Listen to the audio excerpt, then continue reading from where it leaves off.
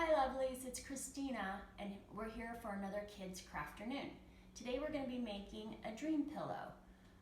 It's a really fun craft that you can do and it's really super easy and you can kind of make whatever you want. So the things that you need are, you're going to need some roving, a block of foam, a needle felting needle, some wool felt pieces, some cookie cutters, some stuffing, and some fabric scissors. When you work with roving, you want to make sure that you use small pieces. It usually comes in kind of big balls like this, so you want to separate it out, and how you do that is you're going to pull it apart. So when you're pulling it apart, you don't want to have your hands close together because it won't pull apart because it kind of grips to itself. So you want to hold your hands far apart and then pull and it just comes apart. You never want to cut roving, you always want to pull it apart like that. The other thing is when you use a needle felting needle, it has these little kind of barb things on it which helps the roving to kind of grip to itself. Wool, if you look at wool under a microscope, it has these little hooks into it, so the more that you work with it, it starts to kind of hook together and mat together, and that's how you're going to make your shapes. You also want to make sure that you're working with wool felt instead of acrylic, because the wool felt will let the wool roving hook into it, whereas acrylic won't work that way. So you make sure that you have wool felt. And I think we're ready to go. Now I'm going to show you how you're going to use a cookie cutter to make the shapes on your pieces of felt. I've already started decorating my pieces of felt just because this kind of takes some time and you have to go slow with it, and sometimes I kind of think about this like you're drawing with the roving. So how you use a cookie cutter, you can use a cookie cutter or you can freeform it. So how you use a cookie cutter is you're going to put your cookie cutter down. I'm going to use this little bunny and put it down there where I want it. And then I'm going to take a little bit of roving. So I'm taking little pieces of roving and I'm going to put it in the cookie cutter. I don't want to put too much. It's really important to know that you just put a little bit in first, because you can always add more later. Because if you add too much, it just gets too thick and it's really tricky to work with. I'm also going to tell you too that bigger cookie cutters are easier to work with than smaller ones. So we'll see how we do with this one. So I have some roving in there and I'm just going to start poking down into my felt piece. And I want to make sure that I'm going around the edges because that's what's going to give me the shape. I also want to make sure that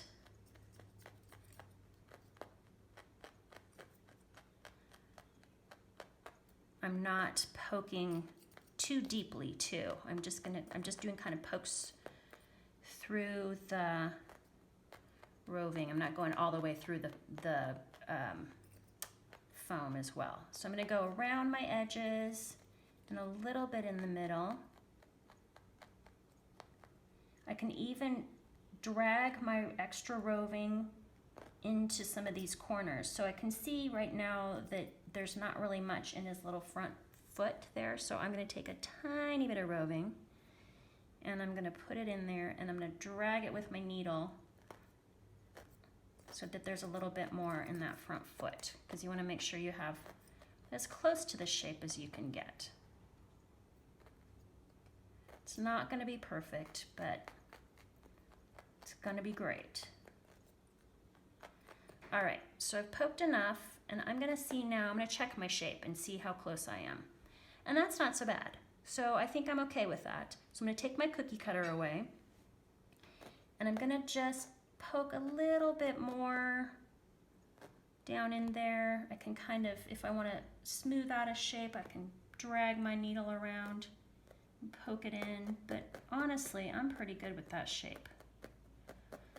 And I also want to make sure that the roving is going to stick down into the felt,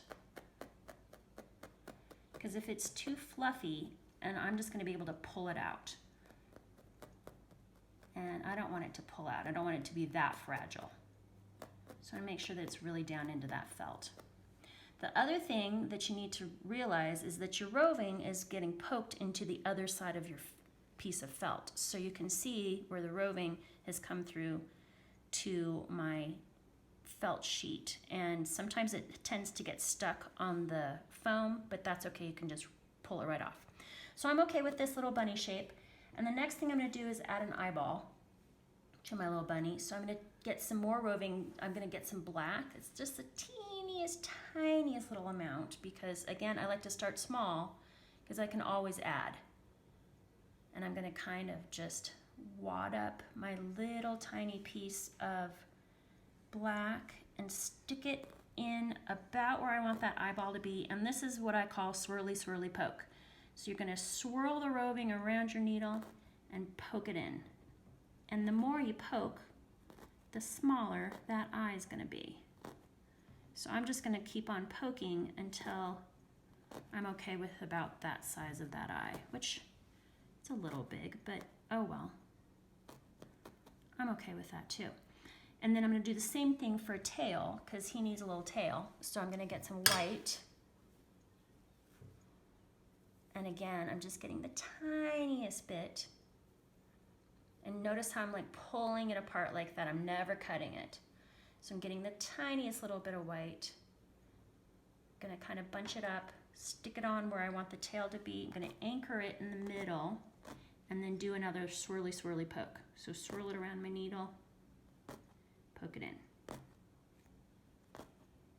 I don't know if swirly, swirly poke is the technical term. I think it's just something that I always say. Makes sense, right? All right. So there's my bunny, and I did that one with a cookie cutter and then kind of some freeform. I'm going to show you how you do something completely freeform with my next side of my pillow. So this is the next side, the other side of my pillow. I did this unicorn with a cookie cutter. There's no way that I'm good enough to do this whole thing just by drawing it. Some people are, I'm not that great. So there's my cookie cutter shape. I used the cookie cutter to make the unicorn shape, took it off, added a horn, added an eye, and kind of just drew it around there. So I need to finish my rainbow because I've got red, orange, yellow, green, blue, kind of indigo, and now I need a violet. So this was about the closest I could find for my violet. So this is just a piece of roving. I'm going to kind of stretch it out like that, pretty far. And I'm going to have it hanging off the edges. That's totally fine. And I'm just going to start poking it in. Now, please know that when you do this, this is a super, super sharp needle. So you are going to poke your fingers. I poked my fingers so many times doing this. It's kind of shocking when you first poke your fingers, but it's totally fine. So you might want to have a box of Bandaids handy. It doesn't hurt that bad. And I always say anybody that's a true needle felter has poked their fingers many times. So it's just part of it.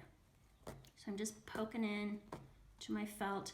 With these extra bits down at the end, I can kind of pull them so that they're a little skinnier.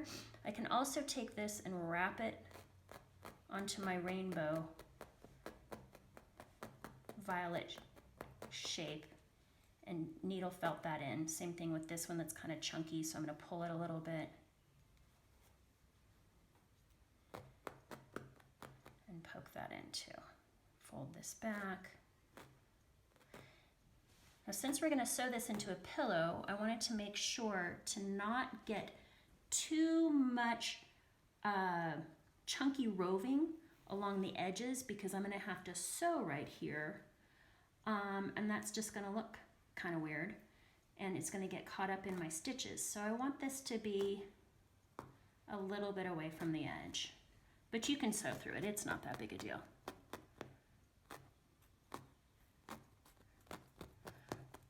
So So it's still a little fluffy, but I could spend a long time just kind of poking it and getting it flatter. I also like to drag my needle through my roving to kind of pull it into the shape that I want it to be. Same thing with this cloud. So I'm going to poke my cloud down in a little bit, and to shape it, I'm going to take the edge and kind of poke it in. So it's like I'm drawing with this needle. Poke it in the middle to get it flat, and then pulling in the edges to give it some shape. And if I wanted to go back and work on my unicorn some more, I could do the same thing with that too, like kind of pull in this front leg to make it a little bit straighter or curved. So it's like you're drawing with this stuff. This is really fun. So I'm pretty good with that. I think we're gonna move on to making it into a pillow now. So now it's time to sew our pillow together. I'm gonna sew it wrong sides together. Usually when you sew things, you make right sides together, but for this, I'm just gonna do wrong sides together because the edge of my felt is never gonna fray, and I kinda like the edge of that. If you ever wanted to sew right sides together like this, you could still do that and then turn it right side out. I just kind of feel like it gets a little bulky, so I always do this wrong sides together. So I'm going to put my wrong sides together, and I'm going to sew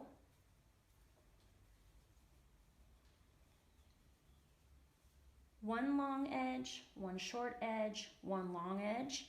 Then I'm going to leave this edge open so I can stuff it. And we're going to use about a 3/8 inch seam allowance on that. Or you can use whatever you want to use. It's just kind of whatever you like the look of, because it's all just going to be seen on the outside. So don't forget to backstitch.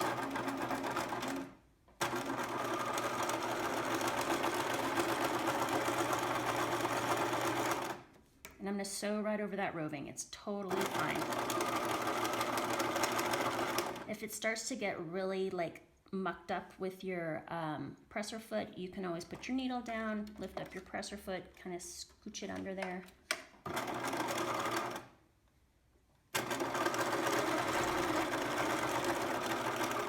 Okay, so I'm going to stop at about 3/8 of an inch from my other edge, because I'm going to pivot now. So my needle is down, presser foot up, spin my fabric, put my presser foot back down.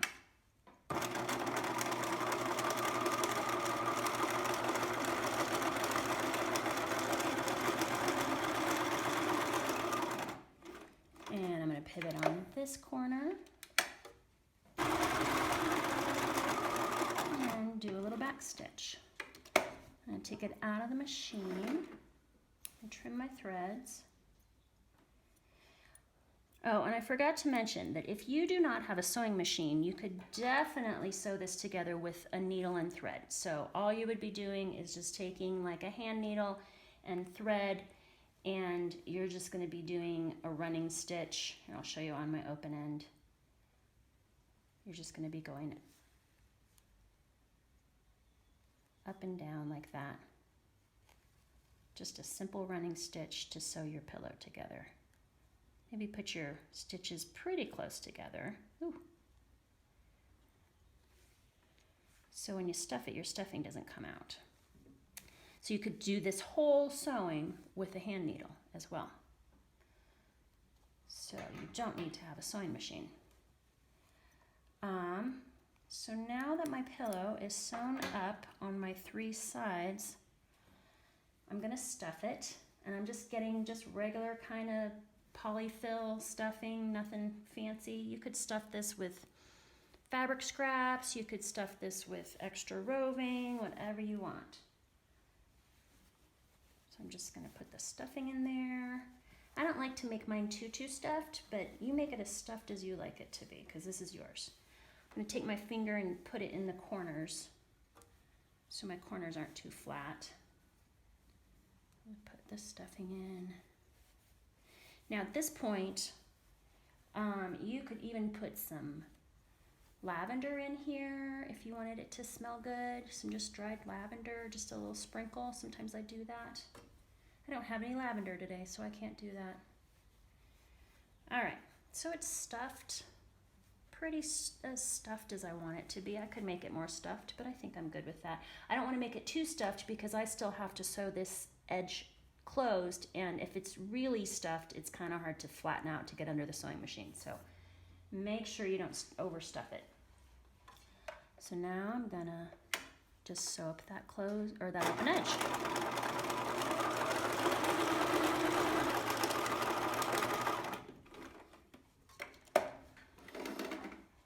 You could definitely pin this if that helps too.